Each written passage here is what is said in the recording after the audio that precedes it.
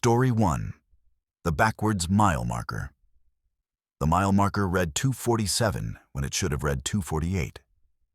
Marcus Holloway noticed it at 1:47 a.m. on Interstate 80, westbound through Nebraska. And his first thought was vandalism. Some bored kids with too much time. But then he saw mile marker 2:46, then 2:45. He was driving backwards through America, and his speedometer showed 73 miles per hour forward.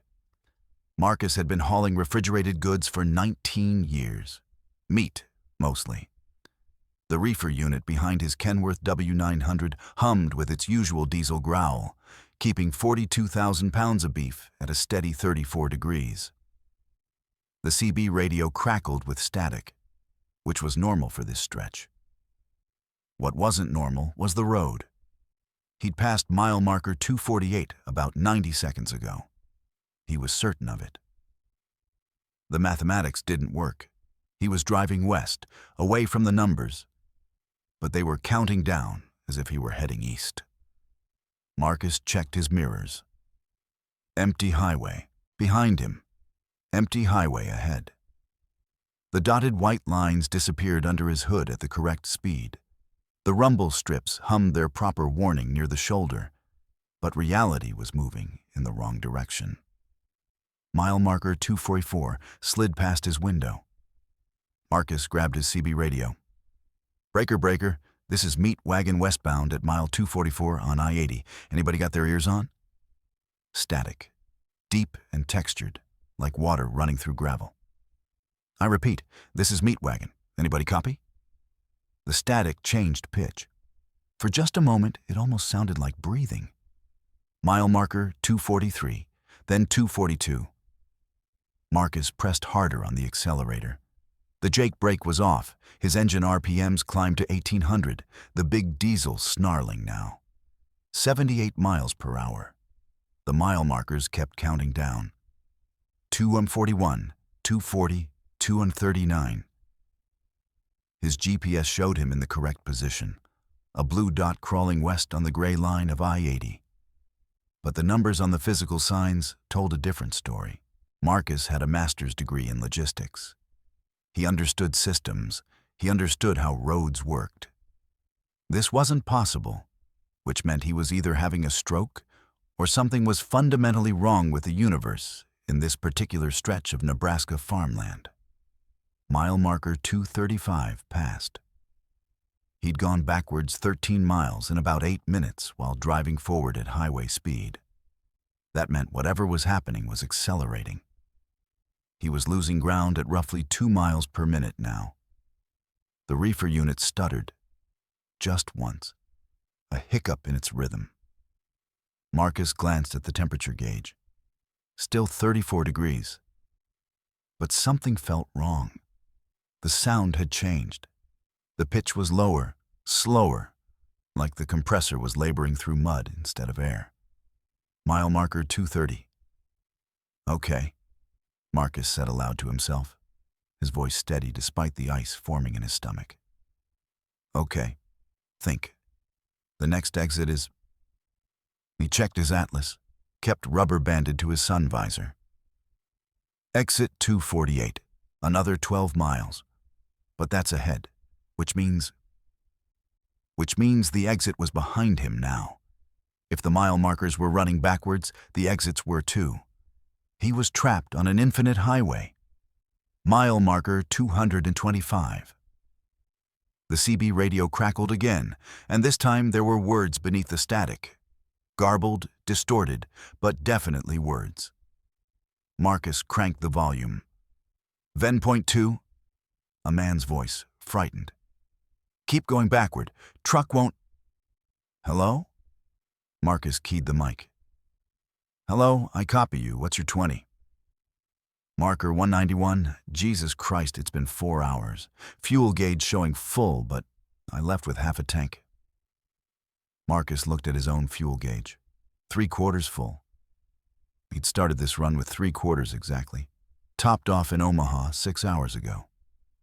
The needle shouldn't have moved at all, but it hadn't. It was frozen at the same level. Mile marker 220. Listen to me, Marcus said into the CB, forcing calm into his voice. What happens if you stop? The response came through broken and wet, like someone talking through tears. Tried that. Put it in park at marker 195, sat for 20 minutes. Markers kept counting down anyway. I wasn't moving, but the road was... The signal dissolved into static. Marcus's hands were sweating on the steering wheel. The vinyl felt too smooth, too cold. Outside, the landscape looked correct. Flat Nebraska farmland, the occasional light from a distant house, the black sky pressing down with its weight of stars. But the mile markers kept lying. Mile marker 215. The reefer unit stuttered again. This time it didn't recover its rhythm. The hum dropped an octave, became labored, wrong. Marcus checked the temperature gauge, and his breath caught in his throat. Minus 12 degrees. That was impossible. The unit didn't go that low. It was a refrigeration system, not a freezer, and certainly not an industrial deep freeze. But the gauge showed minus 12 and dropping. Minus 14. Minus 17. The beef in the trailer was freezing solid at a temperature that would turn flesh to stone. Mile marker 210. Something thumped in the trailer. Not the usual shift of cargo, but something heavy and deliberate, like a fist against the interior wall. Marcus told himself it was the beef, contracting in the impossible cold, packages settling as ice formed. But it thumped again, 3 times in quick succession. Thump, thump, thump, a pattern, intentional. No, Marcus whispered. No, no, no. Mile marker 205. He'd gone backwards 43 miles in 15 minutes. The speedometer still showed 78 miles per hour forward. He was losing ground at nearly 3 miles per minute now, and accelerating. At this rate, he'd hit mile marker 0 in about 68 minutes. And then what? Would the numbers go negative? Would he start seeing mile markers from a different highway, a different state, a different reality? The thumping from the trailer became rhythmic, steady, like footsteps. Marcus grabbed the CB again. Breaker, breaker, anybody, I need help. Westbound I-80, markers going backwards, something in my trailer. A voice cut through, clear and close. Mile marker 191 here, still going backwards. I'm at 144 now. Been on this road for 6 hours. Fuel gauge hasn't moved. I haven't seen another car since marker 200. How is this happening? Marcus shouted into the receiver. I don't know. But I think the road is eating us, digesting us. We're moving through its system backwards, toward the beginning, toward the source. That doesn't make sense. Neither does driving backwards at 70 miles per hour. Check your odometer. Marcus looked. The odometer read 387,422 miles, same as it had read when he left Omaha. It hadn't changed. He'd been driving for 6 hours and 40 minutes, should have added over 400 miles. But the number was frozen. He wasn't accumulating distance. He was losing it. Mile marker 200. The temperature gauge read minus 41 degrees. The reefer unit was screaming now, a high-pitched mechanical shriek that shouldn't be possible from a diesel compressor. And underneath that sound, Marcus heard something else. Cracking, splitting, the sound of frozen meat rupturing. No, not meat. The sound of ice breaking, of something moving through frozen space, something walking in the trailer. Marcus slammed the accelerator to the floor. The big diesel roared, pushing 85 miles per hour now, 90. The truck shuddered. The dotted lines became a solid blur. But the mile markers kept counting down, faster now. 185, 183, 180, 187. The CB crackled. Marker 191 here. I'm at 97 now. I can see it ahead. Mile marker 0. There's something at mile marker 0. Oh God. Oh Jesus Christ, it's a... The signal cut to screaming. Pure animal terror, and then silence. Mile marker 180. The footsteps in the trailer were behind the cab now, right behind the sleeper compartment. Marcus could hear breathing through the thin metal wall. Not human breathing. Too slow, too deep. Each exhale lasted 10 seconds, each inhale even longer, and with each breath the temperature dropped. Minus 53 degrees. The windshield was frosting from the inside. Marcus cranked the defroster to maximum, but ice kept forming, spreading in fractal patterns across the glass. He could barely see the road, could barely see the mile markers. Mile marker 170. Please, Marcus said to the empty air, to God, to whoever was listening. Please, I have a daughter. Jessica, she's 7. I'm supposed to be home Tuesday for her dance recital. Please. The breathing behind him stopped. Then something knocked on the sleeper compartment wall. 3 times. Slow and deliberate. Marcus screamed and swerved. The truck veered into the left lane, tires shrieking, the whole rig tilting. Corrected hard, nearly jackknifed, pulled it straight. The mile markers were a blur now. 165, 158, 150. His headlights caught something ahead. A truck. Sitting stationary on the shoulder, lights off, driver's door hanging open. Marcus blew past it at 93 miles per hour. In that brief moment, he saw into the cab. Empty. Blood on the steering wheel. Something hanging from the rearview mirror that looked like a hand. Mile marker 140. The GPS died. Just shut off. Screen going black. Marcus punched it, but it stayed dead. His phone showed no signal. The clock on the dashboard was running backwards. 1:23 a.m., 1:22 a.m., 1:21 a.m. He was moving backwards through time while moving forward through space, and reality was collapsing in both directions. The sleeper compartment wall bent inward. Something was pushing against it from the trailer side, pressing hard enough to deform metal. Marcus watched in the rearview mirror as a bulge formed, grew, stretched. The metal groaned. Mile marker 120. What do you want? Marcus screamed. The pushing stopped. For 5 seconds, nothing. Then the CB radio crackled to life, and his own voice came through the speaker. Mile marker 247, reefer unit running normal, everything fine, making good time. That was him. 43 miles ago. 72 minutes in the past. The road was playing back his own transmissions, feeding him to himself, creating a loop. Mile marker 100. The ice on the windshield was now 2 inches thick. Marcus punched it, cracking a small hole near the wiper. Through that hole, he could see the highway ahead, and far in the distance, maybe 10 miles out, a structure. Mile marker 0. It wasn't a sign. It was a building, massive, impossible, stretching across all lanes of the highway. The road didn't go around it. The road went into it. A gaping entrance, dark and vast, like a mouth. Mile marker 87. The reefer unit exploded, not with fire, but with cold. The back doors of the trailer blew outward, and a wave of frozen air hit the cab with physical force. The temperature gauge didn't register anymore. It had gone past its minimum reading into negative space that shouldn't exist. Marcus looked in the side mirror and saw what emerged from the trailer. It had been a man once. Maybe. It was shaped like a man, 8 feet tall, made entirely of frozen beef, packages and cuts melded together into a grotesque sculpture of meat and ice. Its face was a patchwork of steaks and roasts, frozen blood crystallized into red diamonds. It stood on the trailer bed, swaying with the motion of the truck, and its eyes were the empty spaces between packages where nothing existed.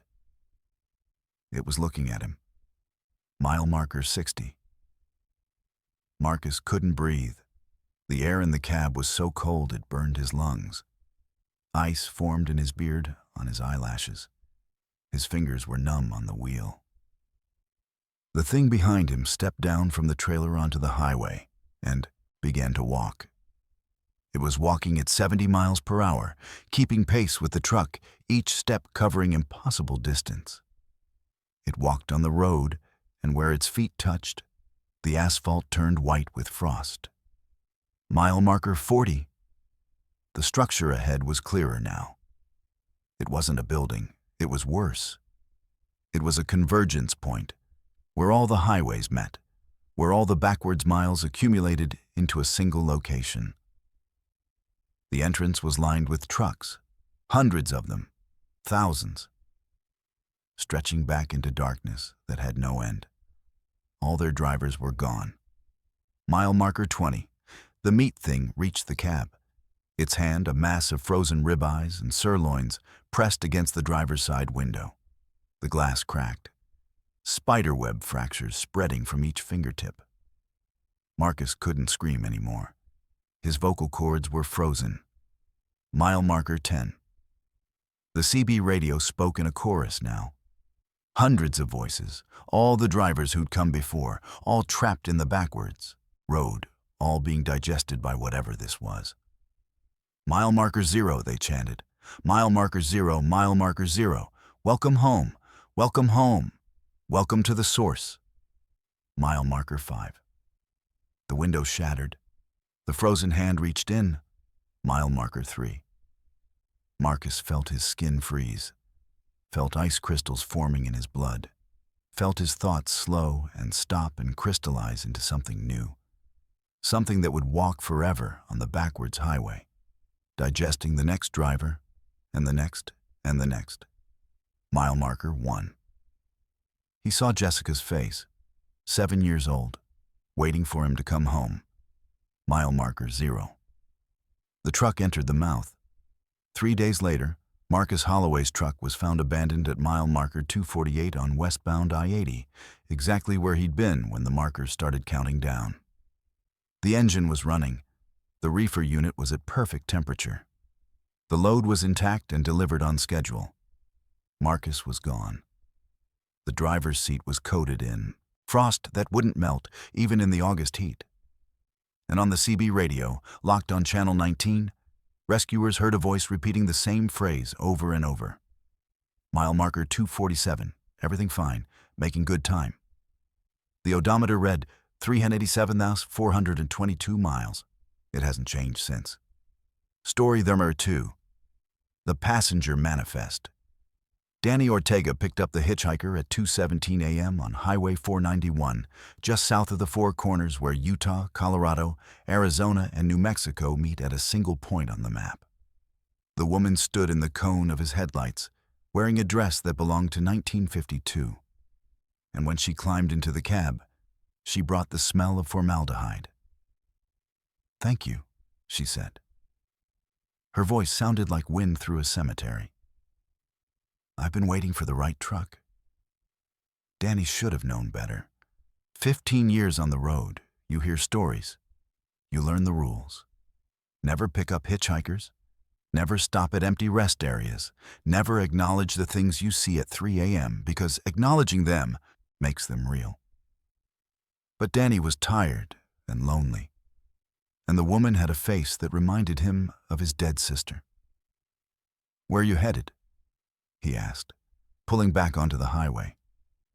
His load was light tonight, 12,000 pounds of electronics destined for Phoenix, and his Peterbilt 579 glided smooth through the darkness. "Wherever you're going," the woman said. She didn't put on the seatbelt. "I'll know when we arrive." Red flag. Massive red flag. But Danny just nodded and drove, because something in his brain wasn't working right, wasn't letting him feel the appropriate fear. The woman sat perfectly still in the passenger seat, hands folded in her lap, dressed dusty and old-fashioned. In the dashboard light, her skin looked gray. "What's your name?" Danny asked. "Patricia Holcomb." She turned to look at him, and her eyes were wrong. Too dark. No light reflected from them. I died on this highway in 1954. Car accident. My husband was driving. We hit a deer and rolled 7 times. I was thrown through the windshield and my neck snapped on the second roll. I was 26 years old. Danny's hands tightened on the steering wheel. That's a hell of a story. It's not a story. Do you know what happens to people who die on highways, Danny? He didn't remember telling her his name. We become part of the road, Patricia continued. Our deaths soak into the asphalt like oil. And when enough people die on the same stretch, when enough blood and trauma and final moments accumulate, the highway becomes aware. It becomes hungry. It starts collecting us. Lady, I think you need help. Look at your GPS. Danny glanced at the screen mounted on his dashboard. His route glowed blue, a simple line from Cortez to Phoenix. But as he watched, other lines appeared. Red lines, branching off the highway, leading to nowhere. Hundreds of them. Thousands. They spread across the screen like blood vessels, like a circulatory system, and at the end of each red line was a name. Patricia Holcomb, James Morrison, Luis Gonzalez, Sarah Kim, Robert Crawford. The names scrolled endlessly, each one followed by a date and a cause of death. We're all still here, Patricia said, riding with drivers, going nowhere. The highway keeps us. It won't let us leave. Danny's foot moved toward the brake, but before he could slow down, Patricia's hand shot out and gripped his wrist. Her fingers were ice cold and impossibly strong. Don't stop, she whispered. If you stop, the others will know you can see us. And if they know, they'll want to ride with you too. What others? Patricia pointed at the passenger side mirror. Danny looked. The highway behind him was full of people. Dozens of them. Standing on the shoulder, walking on the asphalt, sitting on the guardrails. All of them were watching his truck pass. All of them were wrong. Some were transparent, some were mangled, bodies broken in the shapes of traffic accidents. Some were burned, some were just shadows in the vague shape of humans. And all of them were starting to move toward him. Oh, Jesus, Danny breathed. He doesn't come to highways, Patricia said. This is older territory, pre-Christian. The Romans knew about it. They built their roads on purpose, to trap the dead, to keep them from wandering into cities. Every civilization learns eventually. Roads are traps, highways are prisons, and American interstates. She smiled, showing teeth that were too many and too sharp. We built them coast to coast. Millions of miles, millions of dead. All of us trapped in the asphalt, riding with the living, trying to remember what it felt like to arrive somewhere. The people behind him were running now. Keeping pace with his truck at 74 miles per hour, their movements wrong and stuttering like stop-motion animation. Danny pushed the accelerator down. 78, 81, 85. The big diesel engine roared. The people kept pace. They were smiling now, all of them, smiling with mouths that stretched too wide. You can't outrun them, Patricia said. They're part of the highway. Speed doesn't mean anything to the dead. Then what do? Drive. Keep driving. Don't stop. Don't look at them. And whatever you do, don't let them fill your truck. Fill my... Someone knocked on the passenger door. From the outside. At 85 miles per hour. Danny looked. A man clung to the door handle, his body horizontal with the wind, his face pressed against the window. His skull was caved in on the left side, and Danny could see brain matter through the crack. The man was mouthing words. Let me in. Let me in. Let me in. More knocked, joined from the trailer. Dozens of hands pounding on the aluminum sides. The whole truck vibrated with the sound of desperate dead fists. They can't get in unless you let them, Patricia said. The laws of hospitality still apply. An invitation is required. But they'll try to trick you. They'll use voices of people you love. They'll create emergencies. They'll make you want to stop. The CB radio crackled to life. Danny's mother's voice came through the speaker. Danny? Danny, sweetie, it's Mom. I'm stranded on the highway. My car broke down. I need you to stop and help me. Danny, can you hear me? I'm so cold. I'm so scared. Please stop. His mother had been dead for 3 years. Mom? Danny's voice cracked. That's not her, Patricia said. Your mother is resting. That's the highway using her voice. Don't listen.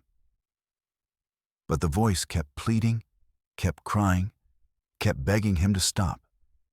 And Danny felt something break inside his chest because he knew it wasn't real.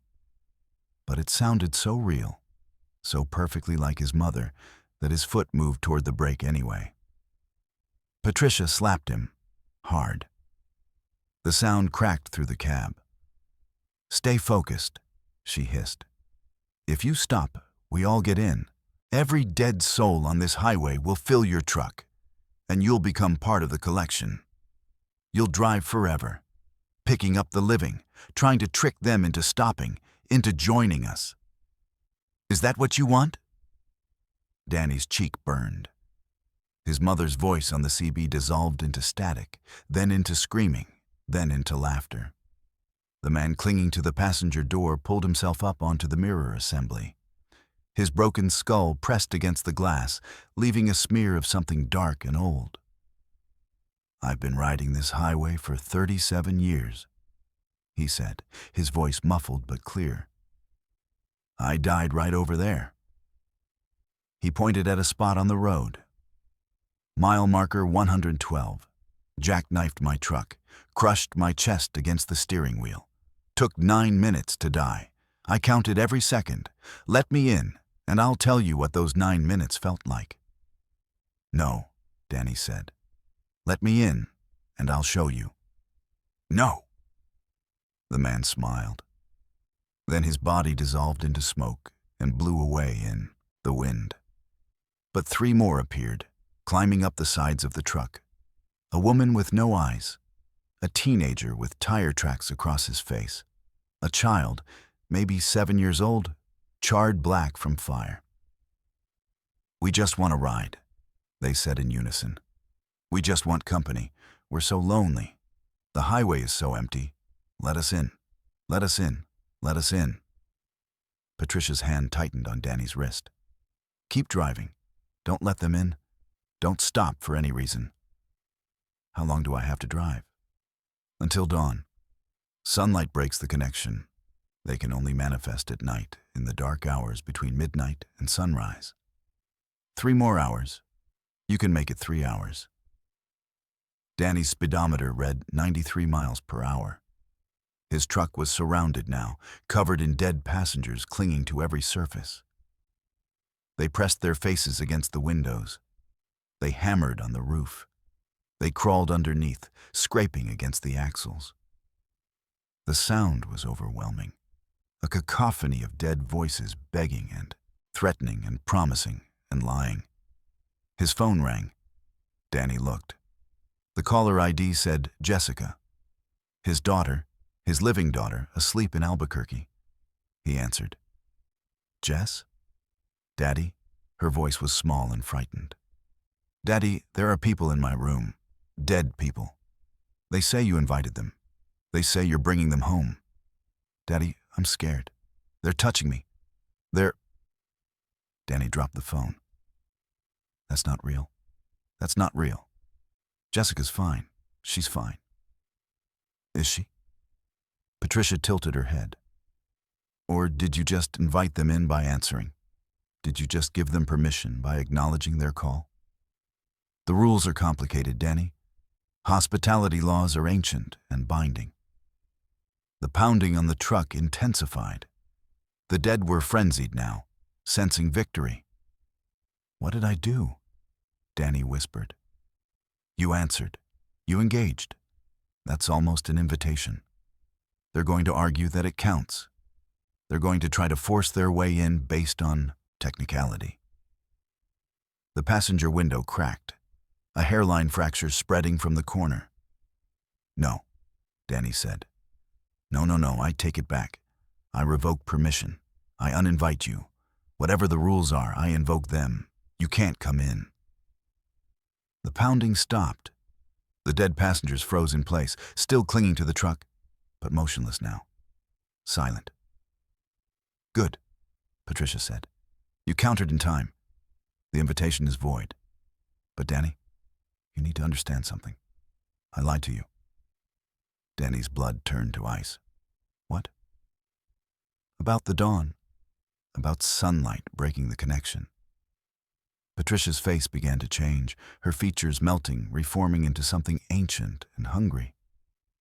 "The dead can ride any time, day or night. We just prefer the darkness because drivers are more vulnerable, more likely to make mistakes. But dawn won't save you. Nothing will save you. Because I'm already inside your truck, and I've been here since you picked me up. And the invitation was given the moment you stopped for me." Her hand was still on his wrist, still ice cold, still impossibly strong. "You know what's really sad?" Patricia continued, and her voice was layered now, dozens of voices speaking in unison. "You're a good man, Danny. You stopped because you were kind. You picked me up because you were lonely, and I reminded you of your sister. And that kindness is going to cost you everything." The dead passengers outside began moving again. This time they weren't knocking. They were pulling, wrenching open the trailer doors, climbing inside, filling the empty space with their impossible bodies. Danny felt the weight change, felt the truck grow heavier. His load was 12,000 pounds of electronics, but the scale was reading 40,000 now. 60,000, 80,000. The weight of all the dead on Highway 491, all of them climbing aboard, all of them coming home. The truck slowed despite the accelerator being floored. 93 miles per hour became 85, became 70, became 50.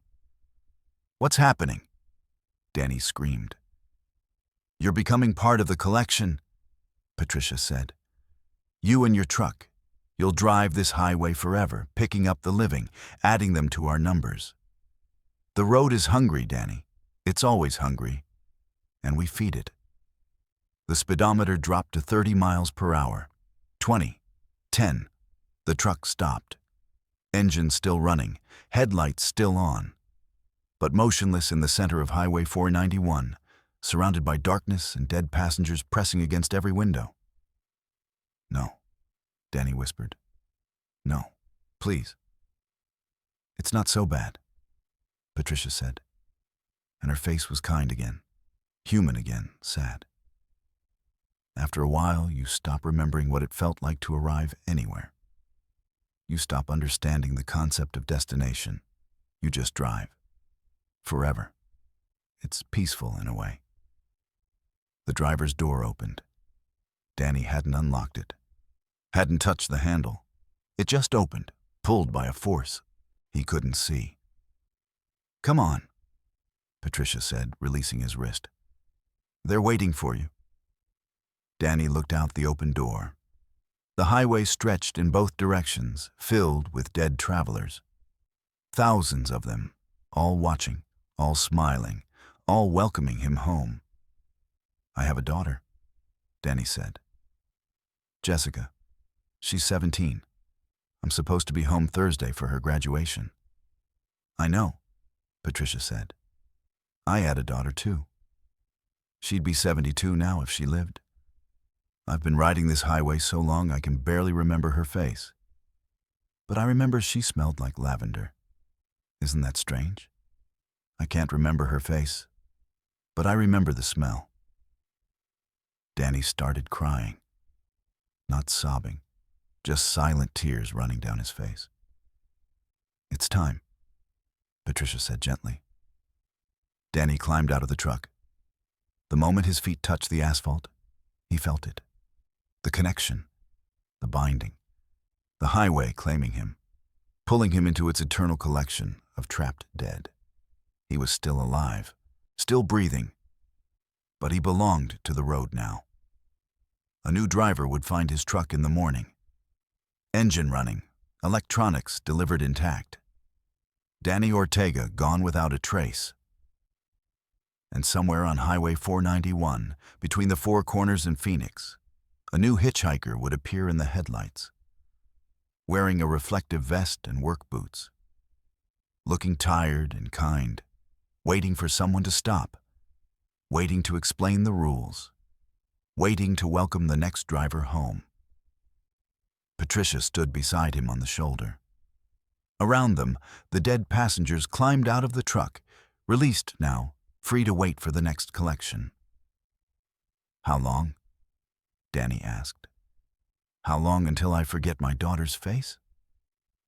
Patricia put her hand on his shoulder. "Long enough to feel it happening. That's the worst part. Not the forgetting, but the process of forgetting. Feeling your memories dissolve like sugar in water. Knowing you're losing them and being unable to stop it." The truck's engine shut off by itself. The headlights dimmed. Dawn broke on Highway 491, and Danny Ortega remained. His shadow burned permanently into the asphalt at mile marker 112. The next driver would pass over him at 70 miles per hour and never know. The highway kept its collection. And somewhere in Albuquerque, Jessica woke up and checked her phone, wondering why her father hadn't called her from the road like he always did. She would never receive that call again. But sometimes, late at night, her phone would ring with no caller ID, and when she answered, she'd hear the sound of an engine, a diesel truck, driving endlessly, going nowhere. Her father trying to call home from a road that had no end. Story 3. The way station that measures souls. Carlos Mendez pulled into the way station at mile marker 3-37 on I-40 eastbound through New Mexico at 4:37 a.m. because the signs gave him no choice. All trucks must enter. In 15 years of hauling freight, he'd never seen this station open at this hour, but the lights were on and the scale was active. So Carlos guided his Freightliner Cascadia onto the platform. The weight displayed on the electronic sign, 81,347 pounds. That was impossible. Carlos was hauling empty, deadheading back to Tennessee after dropping a load in Flagstaff. His truck weighed maybe 32,000 empty. The scale was wrong. A voice crackled over the PA system. "Please proceed to inspection bay 3. Carlos sat frozen. Inspection at 4:37 a.m.? For an empty truck? "Driver, please proceed to bay 3. This is mandatory." Something in the voice made Carlos's skin crawl.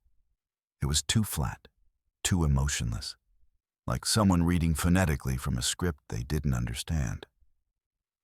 He pulled forward into bay 3. The overhead door rolled down behind him, sealing him inside. Fluorescent lights buzzed overhead, flickering in a rhythm that felt almost intentional. Almost like Morse code. A man in a dot uniform approached the driver's side. He moved wrong. His walk was too smooth, too even, like he was gliding rather than stepping. When he reached the window, Carlos saw his face and his stomach dropped. The man had no eyes, just smooth skin where his eyes should have been. "License and registration," the eyeless inspector said. His mouth moved, but the voice didn't quite match the movements. I think there's been a mistake," Carlos stammered. "I'm running empty. The scale is wrong." "The scale is never wrong. The scale measures what needs to be measured. License and registration." Carlos handed over his documents with shaking hands. The inspector took them, turned them over, examined them despite having no eyes. His fingers moved across the plastic and paper like he was reading Braille. Carlos Alberto Mendez, age 43. Commercial driver's license issued by the state of Tennessee. Clean record. No violations. The inspector's head tilted. But the scale shows 81,347 pounds. You are significantly overweight, Mr. Mendez. That's impossible. I'm empty. You can check the trailer. We will. But Mr. Mendez, you misunderstand what we weigh here. This station doesn't measure cargo. It measures guilt. The air in the cab suddenly felt thick, hard to breathe. I don't understand, Carlos whispered. Every driver carries weight that isn't on their manifest. Secrets, lies, sins, things done and undone. This station calculates the total burden carried by the driver's soul. 81,000 pounds is substantial, Mr. Mendez. That's the weight of significant guilt. This is insane. You can't. October 7th, 2019. The inspector interrupted. Interstate 24, just outside Nashville. You were driving distracted, looking at your phone. You crossed the center line for 3.7 seconds. The vehicle approaching in the opposite lane swerved to avoid you. That vehicle struck a guardrail. The driver's name was Amanda Chen. She was 28 years old. She survived the impact but sustained severe spinal damage. She's been in a wheelchair for 7 years because you looked at your phone for less than 4 seconds. Carlos felt ice flood his veins. How? How do you know about that? I was never cited. There was no report. I didn't stop because I didn't think. You didn't stop because you were afraid. Because stopping would have made it real, made you responsible. But guilt doesn't require legal paperwork, Mr. Mendez. Guilt exists independent of citation. The scale knows. The scale measures the weight of what you carry, whether you acknowledge it or not. Who are you people? We are the auditors. We maintain the spiritual weight limits on American highways. Too much guilt, too much unresolved burden, and drivers become unstable. They make mistakes. They cause accidents. We prevent that by identifying problematic loads. 2 more eyeless inspectors emerged from the shadows at the back of the bay. They carried clipboards and measuring devices that looked wrong, with too many angles and moving parts that seemed to shift when Carlos looked at them directly. Please exit the vehicle, the first inspector said. We need to conduct a detailed inspection of your moral cargo. No, I'm leaving. Carlos reached for the ignition. The inspector's hand shot through the open window and grabbed Carlos's wrist. The grip was ice cold and impossibly strong. You misunderstand. This isn't optional. You pulled into the station. You submitted to the scale. The process must be completed. The other 2 inspectors opened the driver's door. Carlos tried to resist, but they pulled him out effortlessly, their smooth movements coordinated and inhuman. They stood him in the center of the bay while the first inspector circled him slowly, examining him with non-existent eyes. Let's review the full manifest, the inspector said, consulting his clipboard. Amanda Chen, 17,000 pounds of guilt. But there's more. March 3rd, 2012. You were working for a company that you knew was cutting corners on brake maintenance. You saw the violation reports. You said nothing because you needed the job. 6 weeks later, another driver in that fleet, Thomas Morrison, lost his brakes on a mountain pass. He couldn't stop. He struck a minivan. 4 people died, 2 children among them. Carlos's knees buckled. The inspectors held him upright. You weren't driving that truck, the inspector continued. But you knew. You knew the brakes were bad. You could have reported it anonymously. You could have saved those lives. That's 28,000 pounds of guilt. Complicity by silence. Stop, Carlos begged. Please stop. We're not finished. December 19th, 2016. You were having an affair. Your wife suspected. She was distracted, upset. She was driving your daughter to school when she ran a red light, thinking about your betrayal instead of the road. Another vehicle struck them on the passenger side. Your daughter, Rosa, sustained traumatic brain injury. She recovered. But she's not the same, is she? Her personality changed. The bright, happy child became withdrawn, anxious. You destroyed who she was. And you've never told your wife that her distraction that morning was your fault. Tears streamed down Carlos's face. How do you know these things? How do you know? The highway knows everything. Every decision made behind the wheel, every consequence rippling outward from those decisions. The asphalt absorbs it all. We simply read what the road has recorded. The inspector made notes on his clipboard with a pen that seemed to write in light rather than ink. Total weight of measurable guilt, 81,347 pounds. Mr. Mendez, you are criminally overweight. The spiritual limit for commercial drivers is 40,000 pounds. You are operating at double the legal limit. This makes you a danger to yourself and others. What does that mean?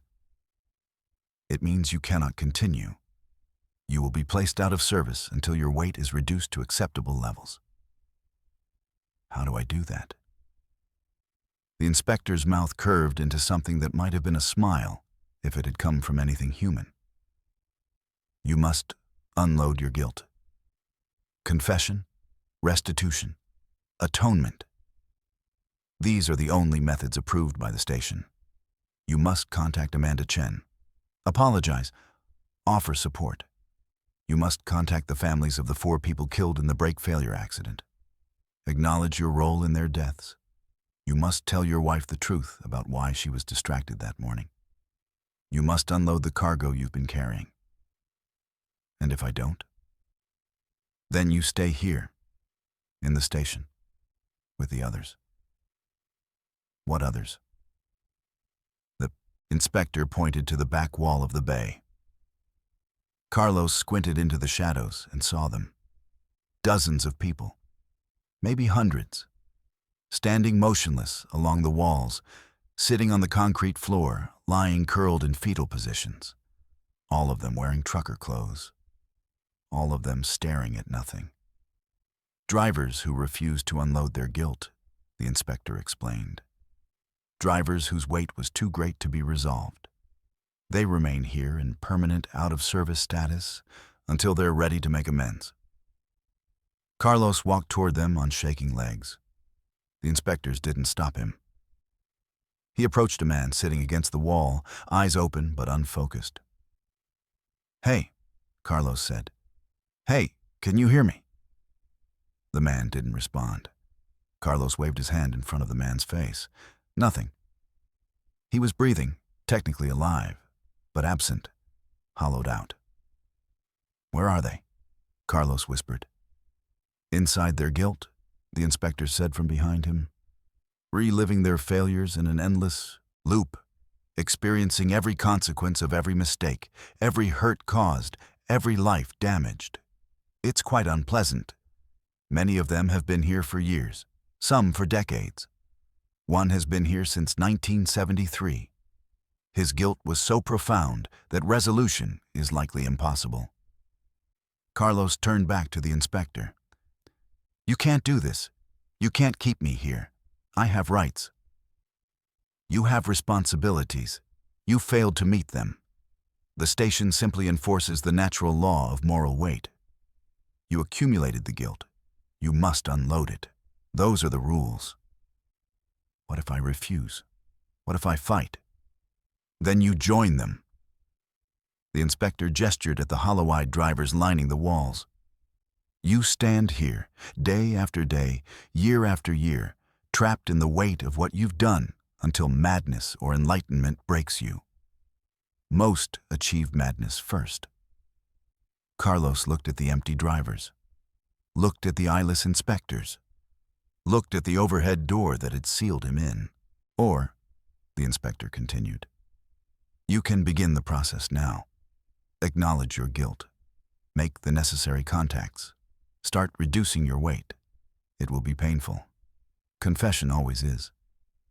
But it's the only path back to the highway. Carlos's hands shook. His chest felt tight. Every instinct screamed at him to run, to fight, to escape. But he looked again at the drivers along the wall, at their empty faces, at the decades they'd lost to their refusal.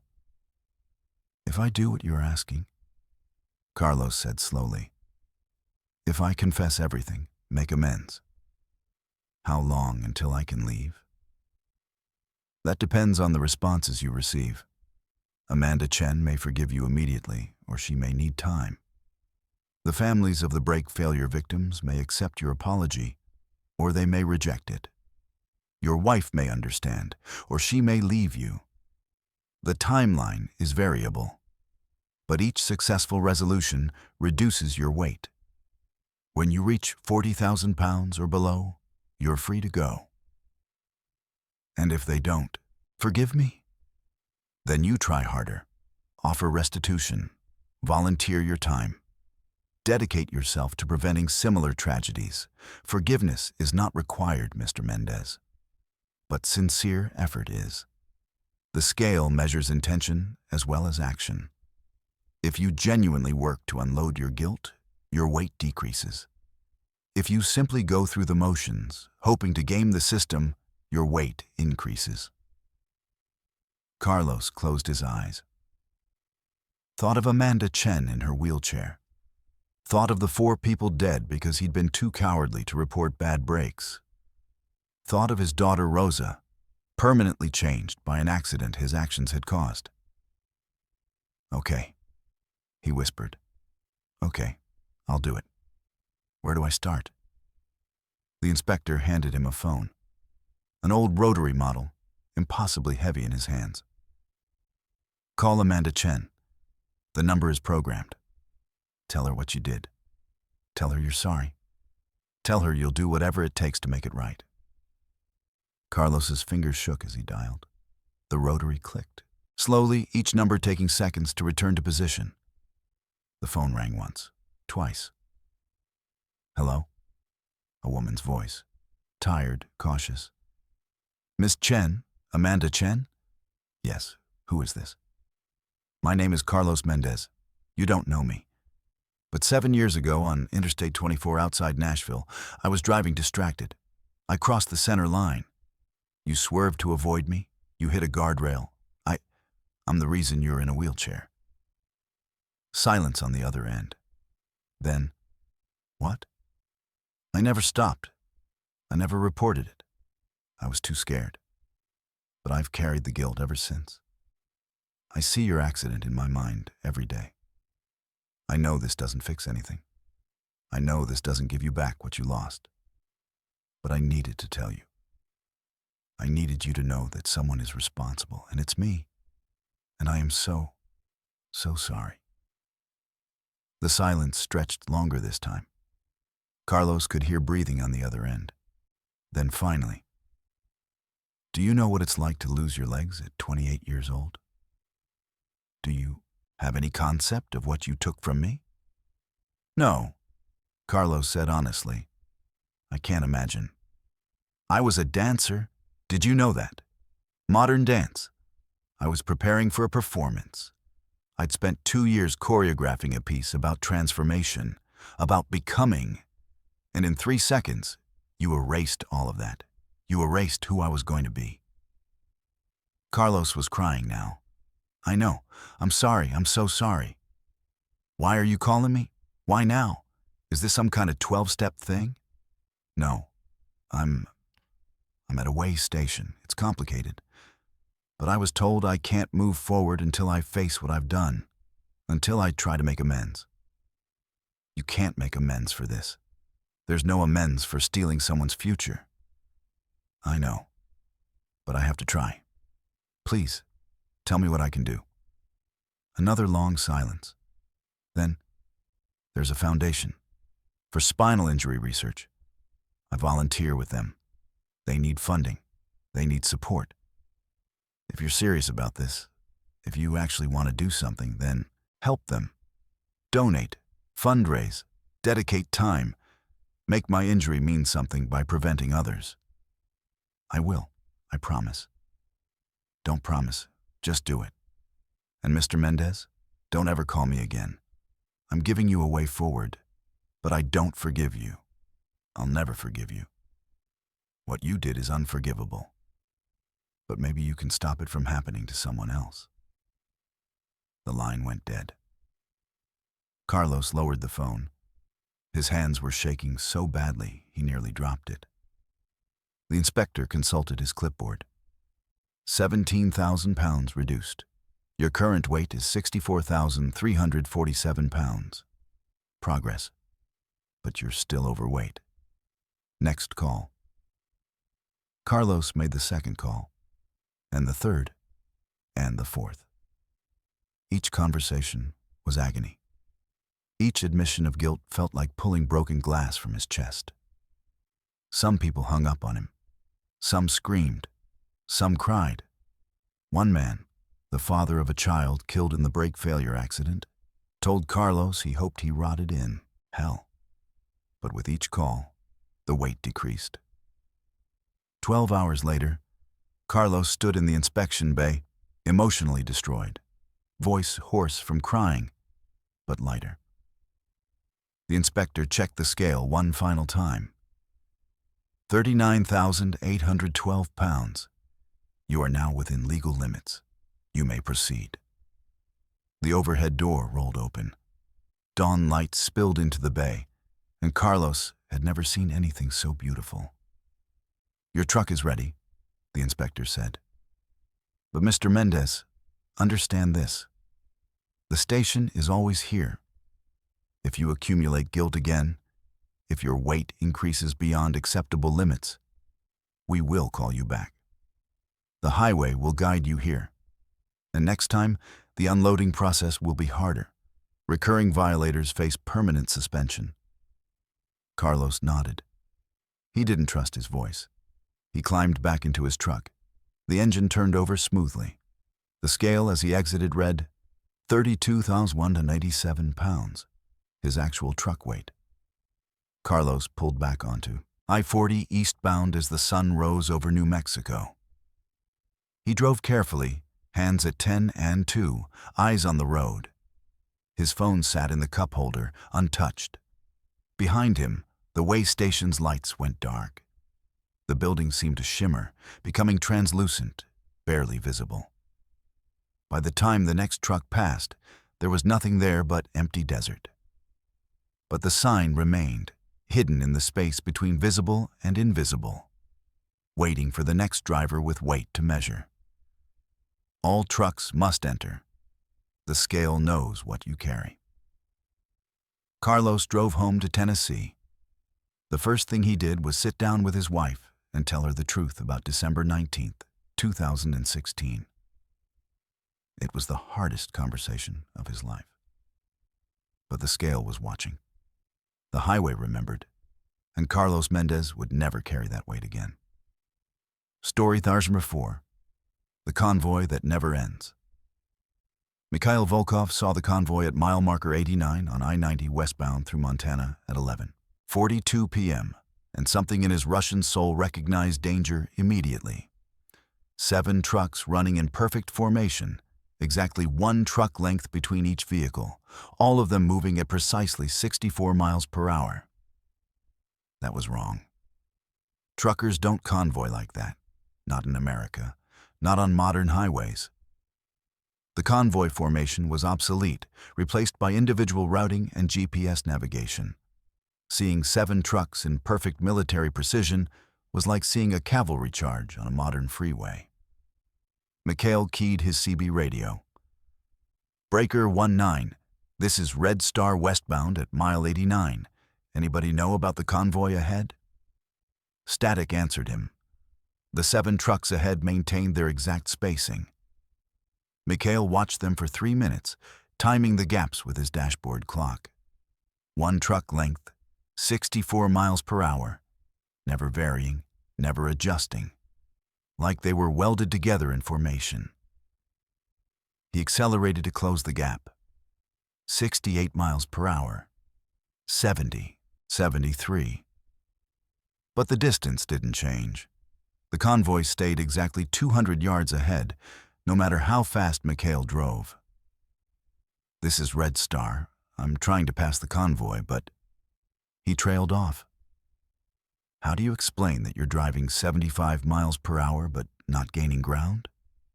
The CB crackled. A voice came through, heavy with interference. Don't try to pass. Stay back. They don't like... Who is this? Repeat. Who is this? Been following them for 6 hours. Can't break free. They won't let... The signal dissolved into static that sounded almost like screaming. Mikhail's hands tightened on the wheel. He was hauling lumber, 38,000 pounds of pine boards from Missoula to Seattle, and his Volvo VNL 760 could handle the Montana grades with power to spare. But he couldn't catch the convoy ahead. He tried the other lane, pulled left, accelerated to 80 miles per hour. The convoy matched him instantly, maintaining the exact 200-yard gap. Mikhail pushed to 85. The convoy stayed ahead. He dropped back to 60. The convoy slowed, maintaining distance. They were pacing him, deliberately. Okay, Mikhail said aloud in Russian. Okay, you want to play games? He slammed the brakes. His Jake brake roared, and his truck decelerated hard, dropping to 40 miles per hour in seconds. The convoy ahead stopped, all 7 trucks, instantly, simultaneously. No brake lights, no gradual deceleration, just immediate stillness, frozen on the highway like a photograph. Mikhail's truck coasted to a stop 200 yards behind them, his breath fogged in the cold Montana night, despite the heater running full blast. For 10 seconds, nothing moved. Then, in perfect synchronization, all 7 trucks' reverse lights came on. Niet, Mikhail whispered. Niet, niet, niet. The convoy started backing up, still in formation, still exactly 1 truck length apart, coming toward him at increasing speed. Mikhail threw his transmission into reverse and hit the accelerator. His truck lurched backward, but the convoy was faster. They were reversing at 40 miles per hour, 50 faster than should be possible, and they were gaining. Mikhail spun the wheel, trying to turn around, but his trailer jackknifed. He was stuck. The convoy kept coming, 7 trucks backing up in perfect formation, and Mikhail could see now that they were old. Ancient, even. Their designs were from the 1970s, maybe earlier. Cab-over trucks that hadn't been common in decades, and their trailers were blank. No company names, no dot numbers, just rust-stained aluminum reflecting his headlights. The lead truck's reverse lights illuminated Mikhail's cab. He could see into its rear window now, could see the driver. Empty. The cab was empty. All 7 trucks were driving themselves. The lead truck stopped reversing exactly 1 truck length in front of Mikhail. The other 6 stopped, in perfect formation behind it. Then, as one, they all shifted out of reverse. And all 7 trucks' drivers' doors opened. No one got out. The doors just hung open, inviting. Waiting. Mikhail's CB radio crackled to life. This time the voice was clear, loud, desperate. Get out of your truck. Get out and join the convoy. It's the only way. We're waiting for the 8th. We need 8 to complete the formation. Please. We've been waiting so long. Join us. Who are you? Mikhail shouted into the receiver. "We're the convoy that never arrives. We've been driving this highway since 1974. There was an ice storm. We tried to maintain formation. We crashed, all 7 of us. We died together on mile marker 89. Now we drive forever. But 7 is incomplete. The formation requires 8. We need you. We need the 8th driver." Mikhail looked at his side mirror. Behind him, the highway was empty. Ahead, 7 ghost trucks with open doors. "I'm not joining your convoy," Mikhail said. "You don't have a choice," the voice screamed. "You stopped at mile marker 89. This is where we died. This is where we haunt. You have to join us. The formation must be complete." The empty truck's horns sounded, all 7 at once. A deafening blast that shook Mikhail's cab. When the sound faded, he heard engines revving. The 7 trucks were preparing to move. Mikhail jammed his transmission into forward and hit the accelerator.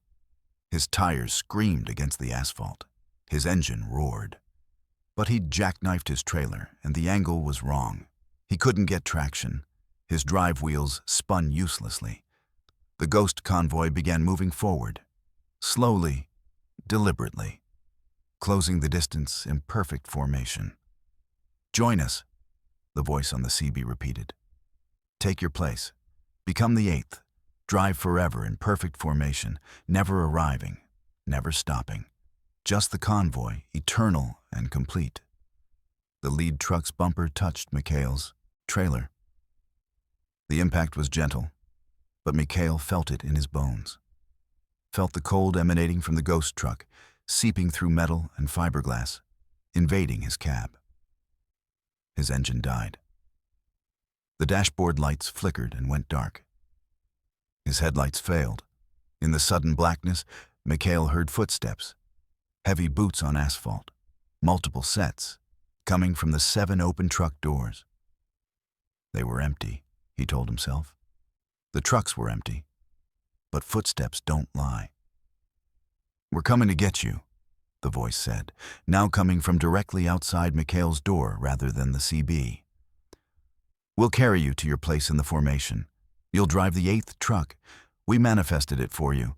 It's waiting behind us. A beautiful 1973 Peterbilt 359. Your truck, forever." Mikhail's door handle moved, turning from the outside. He grabbed it, held it shut. His hands were shaking so badly he could barely maintain his grip. "Let us in," the voices said. Multiple voices now, speaking in unison.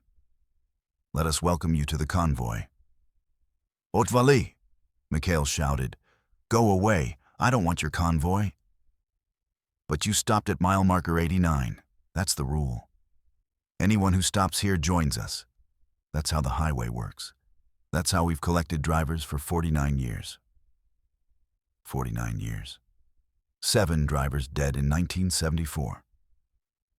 How many had they collected since? How many trucks were really in this convoy? Mikhail looked out his window.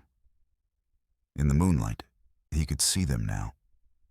Not 7 trucks, dozens, hundreds, stretching back along the highway into impossible distance, all in perfect formation, all exactly 1 truck length apart. Every driver who'd stopped at mile marker 89 for the past 49 years. The door handle turned harder. Mikhail's grip was slipping. Then he remembered something his grandfather had told him. His grandfather, who'd driven trucks in Soviet Russia, who'd crossed the road of bones in Siberia, who'd seen things in the Arctic Circle that made strong men weep. "Iron and salt," his grandfather had said. "Old magic, Russian magic. Iron breaks curses, salt purifies. Always carry both." Mikhail released the door handle with one hand and reached into his glove compartment. His fingers found the small leather pouch his grandmother had given him when he'd emigrated to America. He'd laughed at it then. Old country superstition. He wasn't laughing now. He tore the pouch open. Coarse salt and iron filings spilled into his palm. With a prayer to saints he'd stopped believing in decades ago, Mikhail threw the mixture against the driver's door. The metal hissed, actually hissed, like water on hot steel. The door handle glowed red for a moment, and the invisible hands outside released it. The voices outside screamed. Mikhail's engine roared back to life. His headlights blazed on, and in their light, he saw them clearly for the first time. The ghost drivers. 7 men in 1970s. Trucker clothes. Their faces rotted, their eyes hollow, their mouths stretched in permanent screams. They recoiled from the salt and iron, stumbling backward. Mikhail didn't hesitate. He threw his transmission into forward, cranked the wheel hard right, and gunned the engine. His truck lurched, skidded, the trailer angle was all wrong, but physics worked in his favor for once. The trailer swung around, straightened, and suddenly he had traction. The ghost drivers lunged for his cab, but they couldn't touch him. The iron and salt had created a barrier. Mikhail accelerated, his big diesel roaring 70 miles per hour, 80, 90. In his mirrors, he saw the ghost convoy. Still there. Still in formation, but shrinking now, growing distant. They weren't following anymore. At mile marker 90, Mikhail's CB radio crackled one final time. "You escaped," the voice said, and it sounded almost surprised. "No one escapes. How did you know?" "Russian magic," Mikhail said. "Older than your highway. Stronger than your curse." "We'll wait for you," the voice promised. "You'll come back through Montana someday. And when you do, we'll be at mile marker 89. The convoy is patient. The convoy is eternal. We'll wait." The signal died. Mikhail drove through the night, shaking, praying, his grandmother's pouch clutched in one hand. He didn't stop until he reached Seattle, 400 miles and 7 hours later. He never took a load through Montana again. But sometimes, late at night when he's driving empty highways in other states, he sees them in his mirrors. 7 trucks in perfect formation, exactly 1 truck length apart, moving at precisely 64 miles per hour. They're never there when he looks directly. Only in the peripheral vision, only in the mirrors. The convoy searching for their 8th driver, still waiting, still hunting, still driving the highways between the living and the dead, looking for anyone who stops at mile marker 89 in Montana.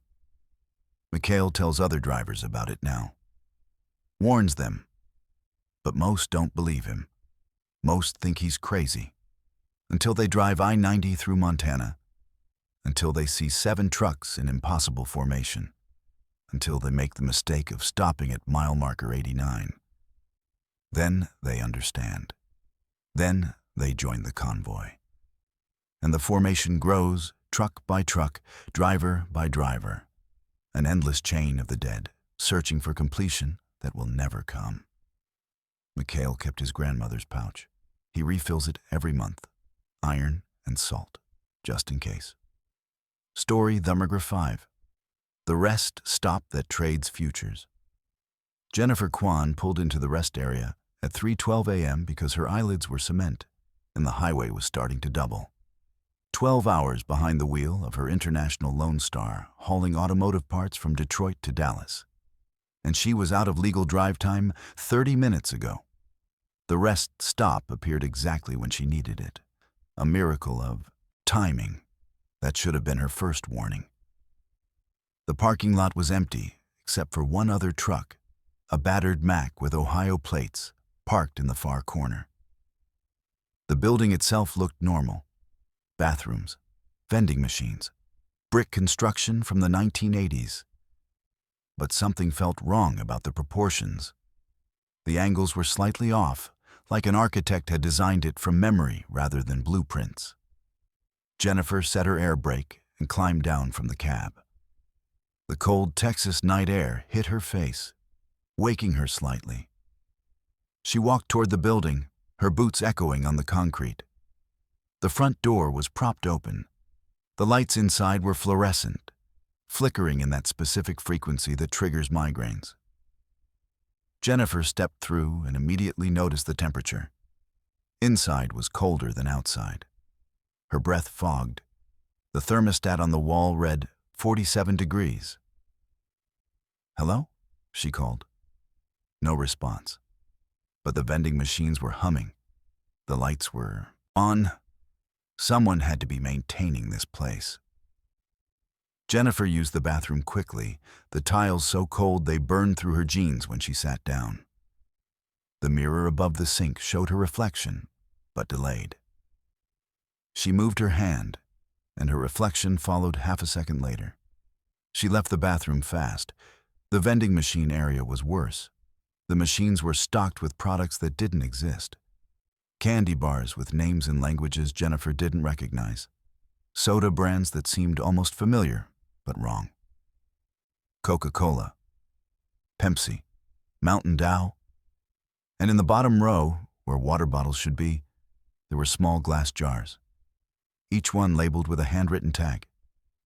Jennifer bent down to read them. 3 years of youth, 20 pounds of weight, clear skin forever, a photographic memory, the ability to go without sleep, freedom from addiction, and at the end, 10 years of life. Jennifer stood up so fast, she hit her head on the vending machine, above. The pain was sharp and real, which meant she wasn't dreaming. She touched the bump forming on her scalp, and her fingers came away wet. Not blood. Something clear and slightly luminous, like liquid starlight. "What the hell?" Jennifer whispered. A voice behind her said, "You can't afford that one anyway." Jennifer spun around. A woman stood there, maybe 60 years old, wearing a rest stop attendant uniform that was immaculately clean. Her name tag read, Margaret. Her eyes were wrong. Too bright, too knowing. "Who are you?" Jennifer demanded. "I work here. I maintain the facility. I stock the machines. I facilitate trades." Margaret smiled. "You're looking at our premium inventory. Very popular, but very expensive." "This is insane. You're selling what?" "Magic in vending machines?" "Not magic. Futures. We trade in futures here. What you could have, what you could be. For a price, of course." Jennifer backed toward the door. "I'm leaving." "Of course you are. Most drivers do. They see the merchandise, they get scared, they leave. But you'll be back. They always come back. Because the highway is long and the temptation is longer." Jennifer ran. She made it halfway to her truck before she stopped. 10 years of life. The jar said 10 years of life. Her father had pancreatic cancer. Stage 4. The doctors gave him 6 months. 10 years would mean he'd see his grandchildren grow up. Would walk Jennifer down the aisle when she finally got married. Would retire properly, with dignity, instead of dying in agony at 63. "What's the price?" Jennifer called back toward the building. Margaret stood in the doorway, silhouetted against the flickering fluorescent light. "Come back inside and we'll discuss terms." Jennifer's feet carried her forward before her brain could object. She entered the rest stop again, and this time she noticed details she'd missed before. The walls were covered in photographs, thousands of them. Polaroids and printed photos and even daguerreotypes showing people from different eras. All of them were smiling. All of them looked slightly hollow. "Those are our satisfied customers," Margaret explained. "People who made trades. People who got what they wanted." "What did they pay?" "It varies. We accept different currencies here. Money is useless to us. We deal in time, in memories, in potential. The price is always equivalent to what you're buying, but the form it takes depends on you."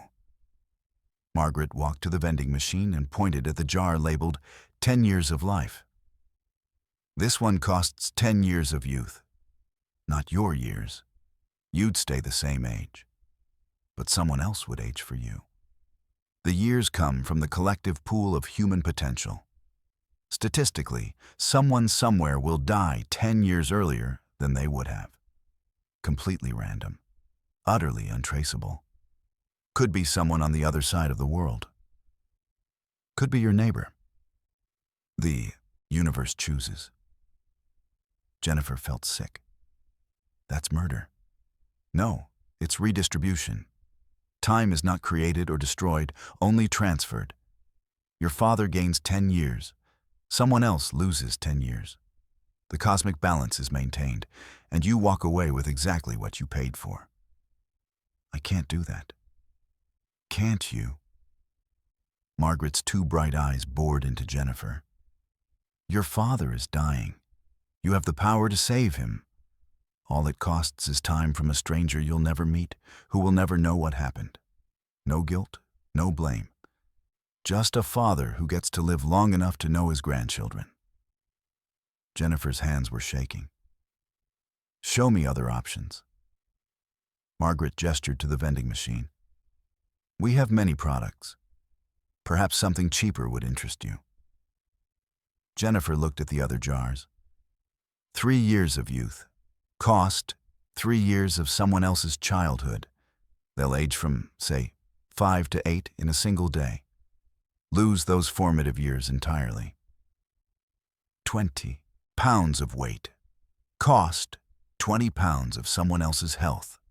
They'll gain weight they can't lose, develop complications they can't explain. Clear skin forever. Cost, someone else gets your acne multiplied by 10. Their face will scar. Every product was a trade. Every benefit came at someone else's cost. This is evil, Jennifer said. This is the universe. We don't create the rules. We just facilitate the exchange. Every miracle requires a sacrifice. Every gain requires a loss. We're simply making the transaction explicit instead of leaving it to chance. Jennifer looked at the jar labeled 10 years of life and thought of her father. Thought of his hands, weathered from 40 years of construction work. Thought of his laugh. Thought of him teaching her to drive this very truck when she was 16. If I buy this, Jennifer said slowly, and give the years to my father, what happens to me? Nothing happens to you. The cost is extracted from the collective. Someone you'll never meet pays the price. Can I take the cost myself? Margaret paused. For the first time, she looked surprised. You want to pay with your own time? Yes. Take 10 years from me. Give them to my father. That's not how this works. The system requires the cost to be distributed. If you could simply give your own years, there'd be no moral weight, no real sacrifice. The price must hurt in abstract ways. Then I don't want it. Jennifer turned toward the door. Wait. Margaret's voice stopped her. There is another option. Not advertised. Most people aren't strong enough for it. Jennifer turned back. Margaret reached behind the vending machine and produced a different jar. This one was larger, heavier. The label read, Complete Restoration of Health for a Designated Person. This doesn't add years, Margaret explained. It removes disease, cures injury, resets someone to perfect health. Your father's cancer would disappear completely. What's the cost? Your future. Not time, not years. Your potential future. Everything you could have become. Every achievement you might have reached. Every happiness you might have experienced. You'd live a full lifespan. But it would be mundane. Unremarkable. You'd exist, but you'd never thrive. Every opportunity would slip away. Every dream would fall just short. You'd save your father, but you'd sacrifice the best version of yourself to do it. Jennifer stared at the jar. Her reflection in the glass looked tired, worn, afraid. People don't usually choose this one. Margaret said, because living a diminished life is harder than dying. Most people would rather lose years than lose potential. But you asked for options. How do I know you're telling the truth? How do I know this isn't just a scam? Margaret pulled out a photo album from beneath the counter, opened it to a marked page. The photograph showed a woman, maybe 35, standing in front of a rest stop. The same rest stop Jennifer was in right now. The woman was smiling, holding a jar identical to the one Margaret had just shown her. "That's Rebecca Morrison," Margaret said. "She bought complete health restoration for her daughter 7 years ago, paid with her future. Her daughter made a full recovery from leukemia. Rebecca is still alive, still working. But she's been passed over for every promotion. Her relationships all end badly. Her investments all fail. She exists in a state of permanent, almost, but not quite. She saved her daughter's life, and she's paying the price every day." Jennifer looked at other photos in the album. Dozens of people. Hundreds. All holding jars, all smiling, all hollow. "I need to think," Jennifer said. "Of course, take your time. The rest stop is always here, always open. When you're ready to trade, we'll be waiting." Jennifer left, got back in her truck, sat in the driver's seat with the engine off, staring at the rest stop building. Her phone buzzed, a text from her mother. "Dad's in the hospital again. They're saying days now, not weeks. Can you come home?" Jennifer looked at her hands on the steering wheel, looked at the rest stop, looked at the road ahead. She could drive away, let her father die naturally, grieve and heal and move on with her life intact. Or she could go back inside, buy the jar, trade her future for his health. The choice was impossible. Jennifer started her engine, put the truck in gear, drove forward, not away from the rest stop, toward it. She parked directly in front of the building, got out, walked inside. Margaret stood behind the counter, waiting. The jar of complete health restoration sat on the counter, glowing faintly in the fluorescent light. "I'll do it," Jennifer said. "I'll trade my future for my father's health." "You're certain? Once the trade is complete, it cannot be reversed." "I'm certain," Margaret nodded. "Then place your hands on the jar and state clearly what you're trading and what you're buying." Jennifer put her hands on the cold glass. The jar vibrated under her palms, humming with energy that felt alive. "I trade my potential future," Jennifer said, her voice steady despite the tears streaming down her face. "Every achievement I might have reached, every happiness I might have experienced, every success I might have earned.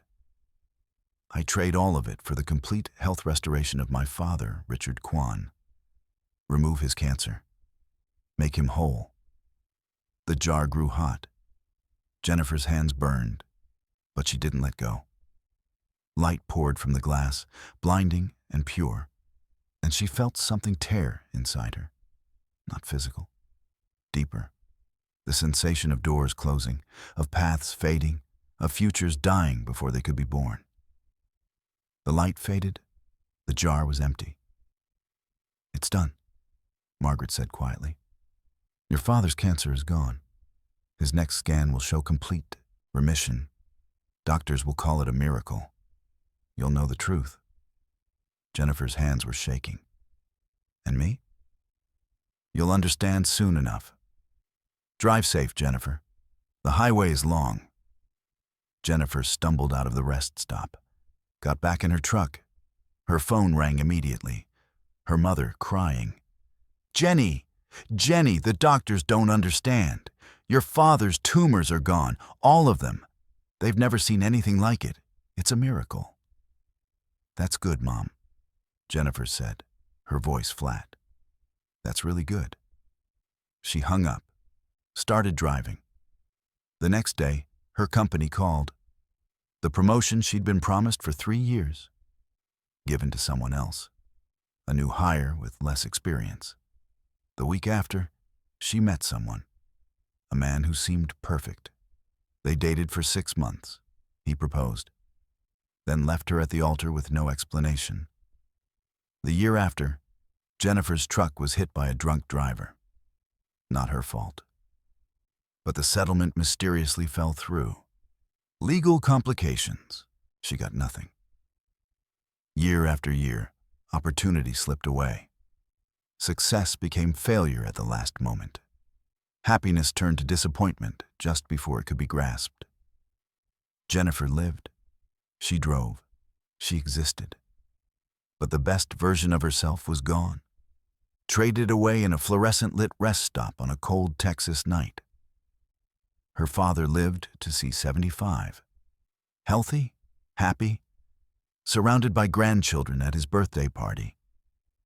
Jennifer stood at the edge of the celebration, smiling, hollow, watching the future she'd traded away, manifesting in everyone except her.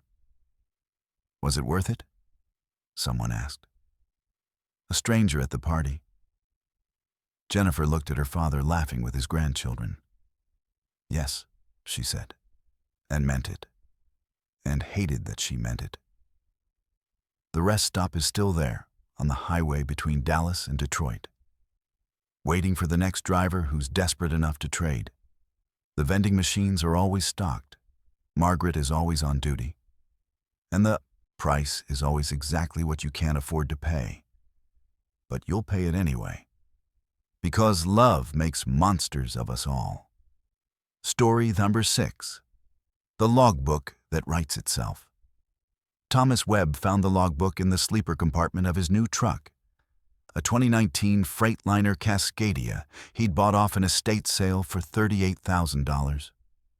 Too cheap. Way too cheap.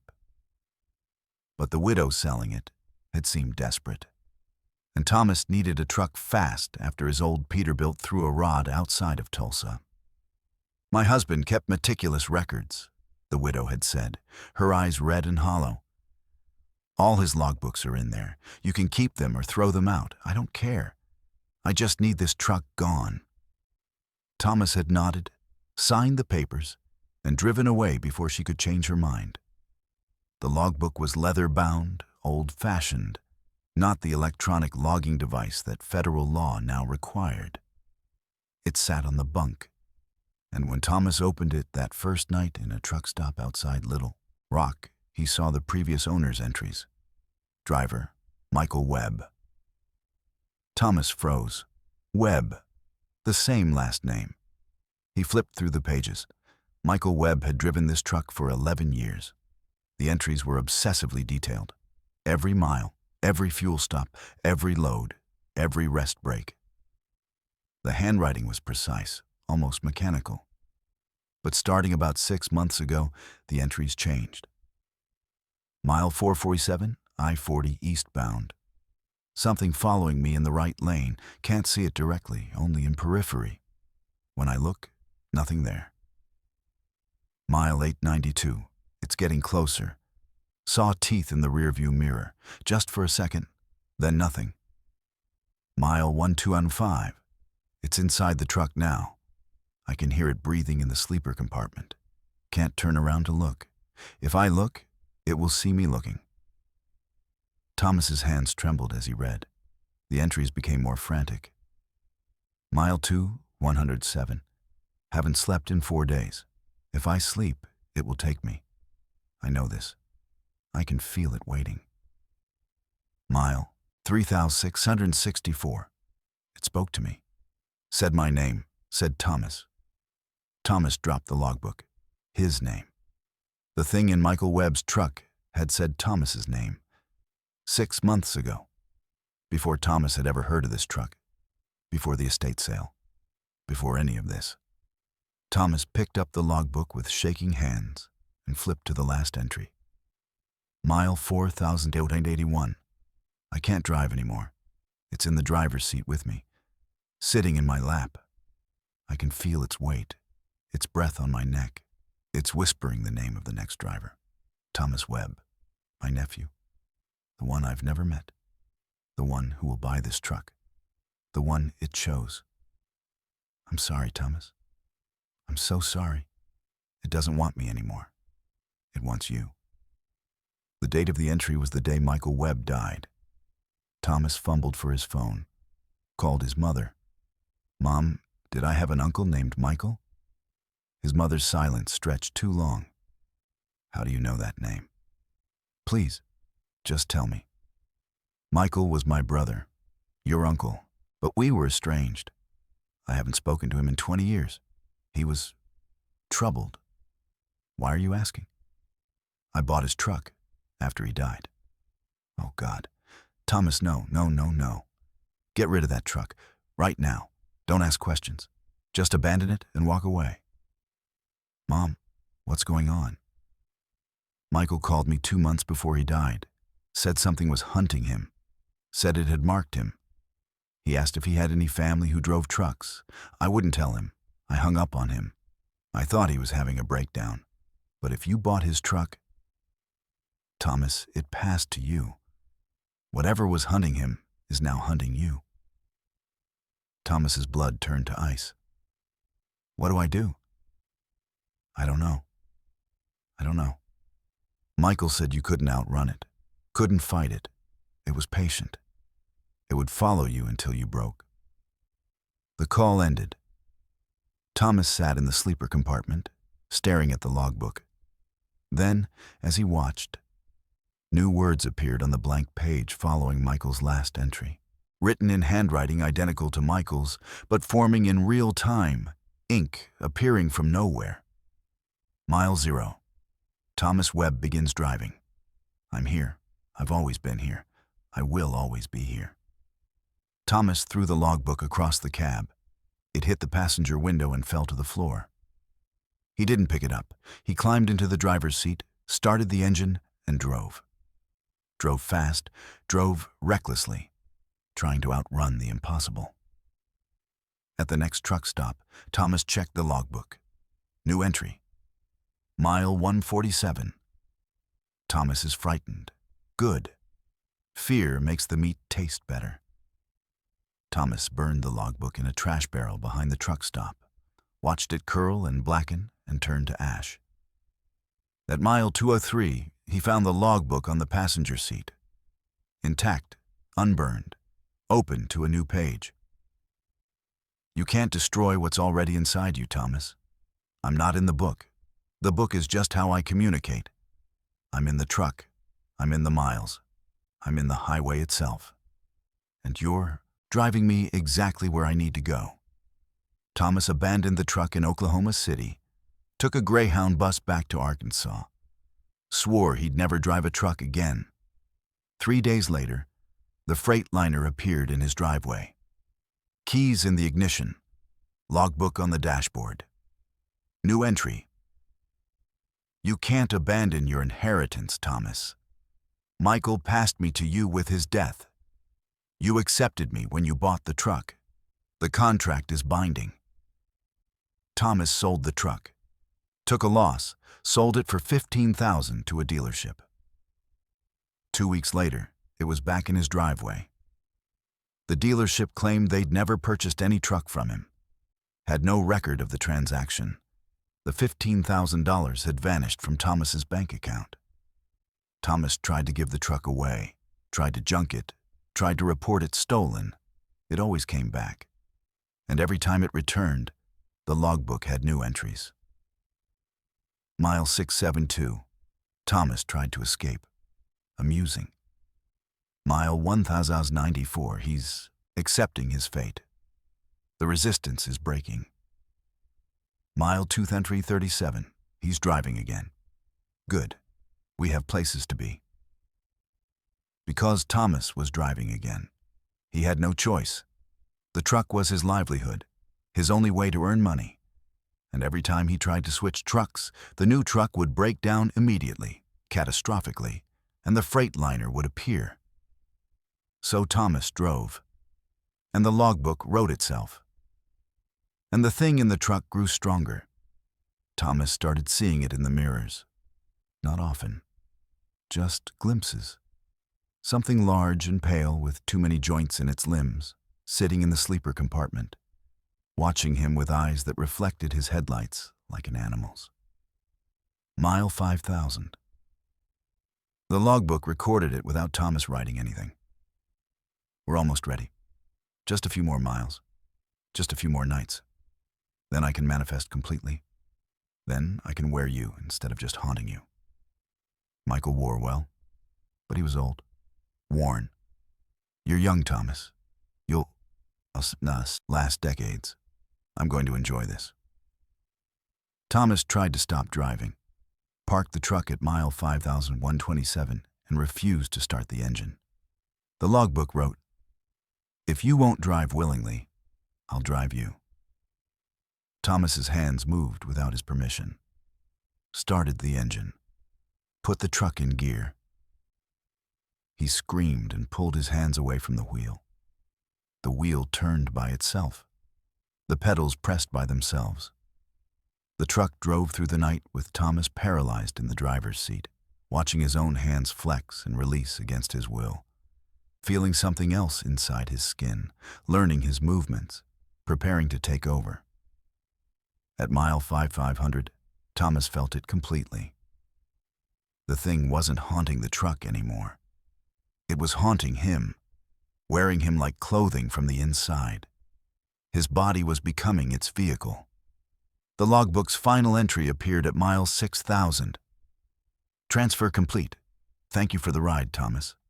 I'll take good care of your body. Your consciousness can stay if you'd like, watching from inside. Or you can fade like Michael did. Either way, I'm driving now. Thomas's hands gripped the wheel with strength that wasn't his. His foot pressed the accelerator with pressure he didn't choose. His mouth smiled with muscles he couldn't control. "Hello," Thomas's voice said. But Thomas hadn't spoken.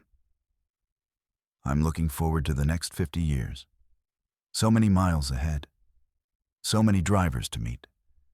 So many nephews and nieces and children who will inherit this truck when this body finally wears out.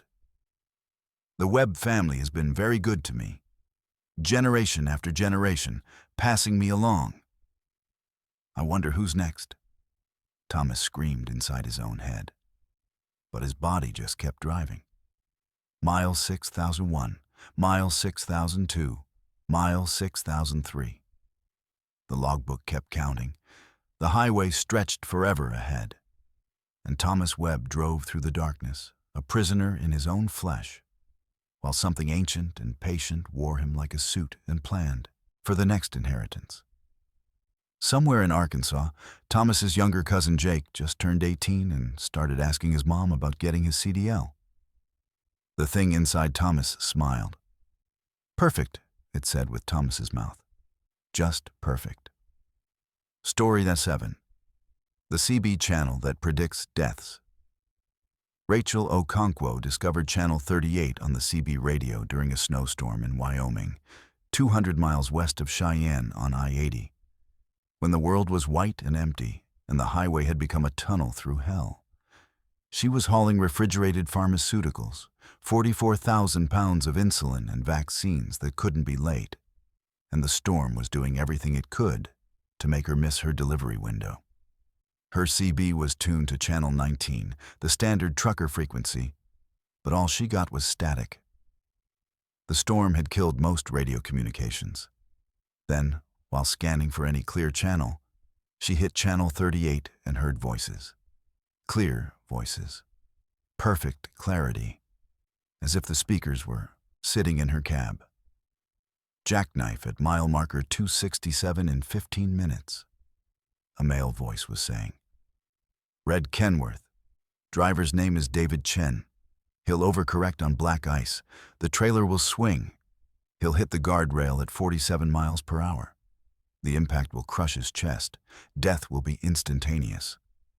Rachel's hands tightened on the wheel. Mile marker 267 was 20 miles ahead. "Copy that," a female voice responded, adding David Chen to the evening manifest. "Estimated time of death, 11:47 p.m. Cause, blunt force trauma. Collection team dispatched. Rachel keyed her mic. Hello? Who is this? What channel is this? Silence answered her. Then, we have an unauthorized listener. Identify yourself, the male voice commanded. Name and route. Rachel Okonkwo, eastbound I-80, mile marker 247. What are you people talking about? David Chen? Jackknife? Longer silence. Then the female voice, gentle and sad. Rachel, you need to change channels. Channel 38 is not for the living. What does that mean? This is the frequency where deaths are coordinated, where collection teams are dispatched, where souls are processed. You're listening to the infrastructure of mortality. And if you can hear us, that means your name is on tonight's list. Rachel's breath stopped. That's insane. Check your manifest, the male voice said. Your electronic log. Look at tomorrow's date. Rachel glanced at her tablet mounted on the dashboard. Her delivery was scheduled for 6 a.m. tomorrow, February 14th. But the tablet showed February 15th. That's a glitch, Rachel said. A computer error. It's not. You're reading tomorrow's date because you won't be alive tomorrow. The system has already accounted for your death. You're scheduled for 12:33 a.m., 31 minutes from now. Single vehicle accident at mile marker 284. You'll fall asleep at the wheel. Your truck will leave the highway at 71 miles per hour. The vehicle will roll 4 times. Your neck will snap on the 3rd roll. No. Rachel's voice cracked. No, I'm not dying tonight. Everyone says that, the female voice said kindly. But the manifest is rarely wrong. I'm sorry, Rachel. Truly. If I could change it, I would. Rachel's hands were shaking so badly she could barely steer. Who are you people? We're dispatchers. We work for the system that maintains the boundary between life and death. When someone's time comes, we coordinate the details. We ensure the transition happens smoothly. Think of us as air traffic controllers for souls. That's not real. Death doesn't work like that. Doesn't it? You've driven past 100 accidents in your career, Rachel. Ever notice how they always seem to happen exactly where emergency services can respond quickly? How victims always seem to die when family is close enough to say goodbye? That's not coincidence. That's coordination.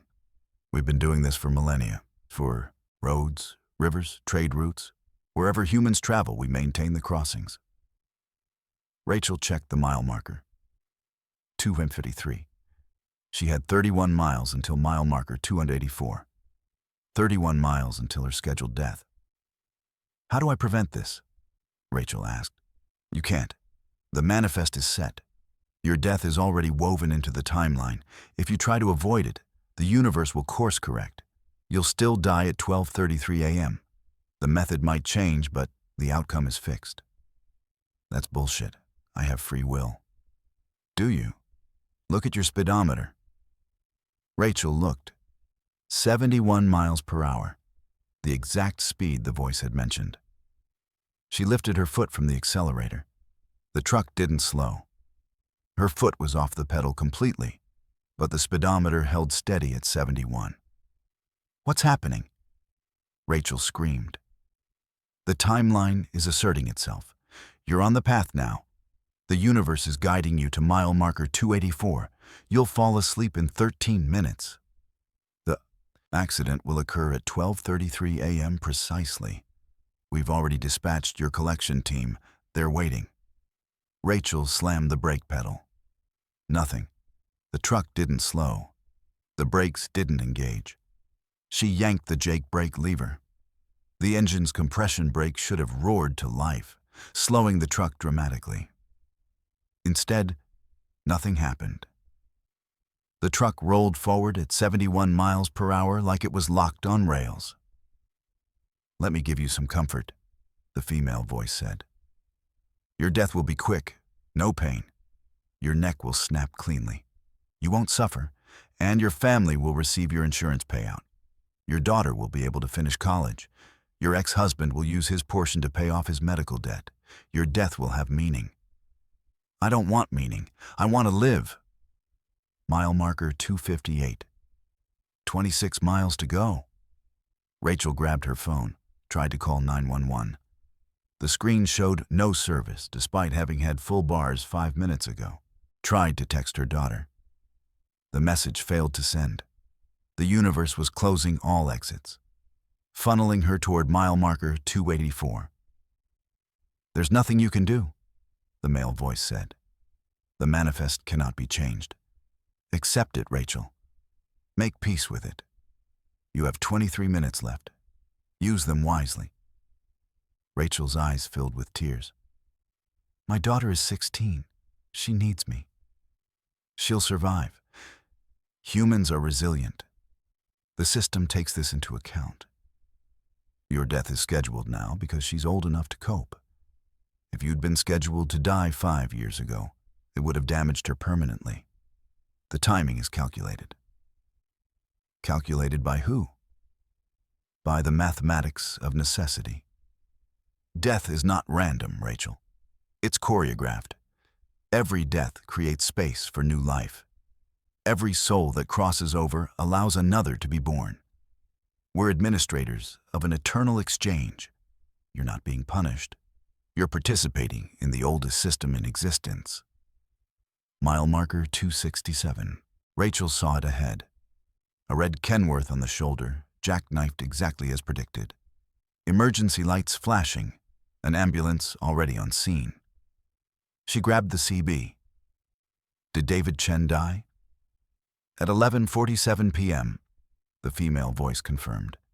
Exactly as scheduled. The collection team is processing him now. He's confused but peaceful. They usually are at first. Rachel screamed in frustration, slammed her fists against the steering wheel. The truck drove itself, uncaring, unstoppable. Mile marker 273, 11 miles to go. I have a question, Rachel said, forcing calm into her voice. If the manifest can't be changed, why are you telling me about it? Why let me know I'm going to die? Pause. Then, you're on channel 38. The living aren't supposed to hear this frequency. But occasionally, someone with the right sensitivity, the right spiritual alignment, can tune in. When that happens, we have a choice. We can stay silent and let them die in ignorance, or we can tell them the truth. Give them time to prepare. Prepare how? Say what needs to be said. Make peace. Leave messages. You have your phone. Record a video for your daughter. Tell her you love her. Give her guidance for the years ahead. You're going to die, Rachel. But you can choose what you leave behind. Mile marker 278, 6 miles. Rachel's hands trembled as she picked up her phone. She opened the camera, started recording. Jasmine, baby, this is Mom. If you're watching this, it means I didn't make it home. I need you to know that I love you more than anything in this world. More than life itself. I'm so proud of the woman you're becoming. Strong, smart, brave. You're going to do amazing things. Her voice broke. She could barely see the phone through her tears. I need you to be strong. Finish high school. Go to college. Study environmental science like you always wanted. Make the world better. And baby, forgive your father. He loves you. He's just bad at showing it. Take care of him. He's going to need you. Mile marker 282. 2 miles. I wish I had more time. I wish I could see you graduate. Walk you down the aisle someday. Meet my grandchildren. But if the universe is taking me now, then I have to trust there's a reason. Maybe I'm making space for someone who needs to be born. Maybe my death serves a purpose I can't see. Rachel looked up. Mile marker 283 passed. 1 mile. I love you, Jasmine. Always. Forever. No matter what. Remember that? Every day, your mom loved you. She ended the recording. Set the phone on the dashboard. It would survive the crash. The police would find it. Jasmine would get the message. Mile marker 284 appeared ahead. Rachel's eyes grew heavy, impossibly heavy. Sleep pulled at her like gravity. "No," she whispered. "Not yet. Please." But the universe had its schedule. Rachel's eyes closed. The truck drifted right, left the highway at 71 miles per hour. The world became rotation and noise and impact. On the first roll, Rachel felt pain. On the second roll, she felt fear. On the third roll, she felt nothing. The CB radio in Rachel's truck crackled to life at 12:34 a.m. "Collection complete," the female voice reported. "Rachel Okonkwo. Time of death, 12:33 a.m. Cause, cervical spine fracture. Soul processed. Transition complete." "Copy that," the male voice responded. "Updating manifest. Next scheduled crossing, 1:47 a.m., mile marker 312. Driver named Martin Lopez. Single vehicle accident. Fallen asleep at wheel. Will need a collection team. Dispatched." The channel went silent. The snow continued falling. The highway stretched empty and white in both directions. And somewhere on Channel 38, dispatchers continued their eternal work, coordinating deaths with mathematical precision, maintaining the boundary between worlds, ensuring that souls crossed over exactly when scheduled. Rachel Okonkwo's name was removed from the manifest. New names appeared to replace it. The system never stopped. The roads were always hungry. And somewhere in Wyoming, a 16-year-old girl would wake up tomorrow to the news that her mother died in a snowstorm. She would inherit a phone with a final message. She would cry and scream and break. And then, because humans are resilient, she would survive. Just as the manifest had calculated, just as the universe had choreographed, just as Channel 38 had coordinated. The highway claimed another driver. The manifest moved forward. And if you're driving late at night and your CB radio picks up Channel 38 and you hear voices discussing deaths with calm efficiency, change the channel. Don't listen. Because if you can hear them, your name might already be on the list. And the manifest is rarely wrong.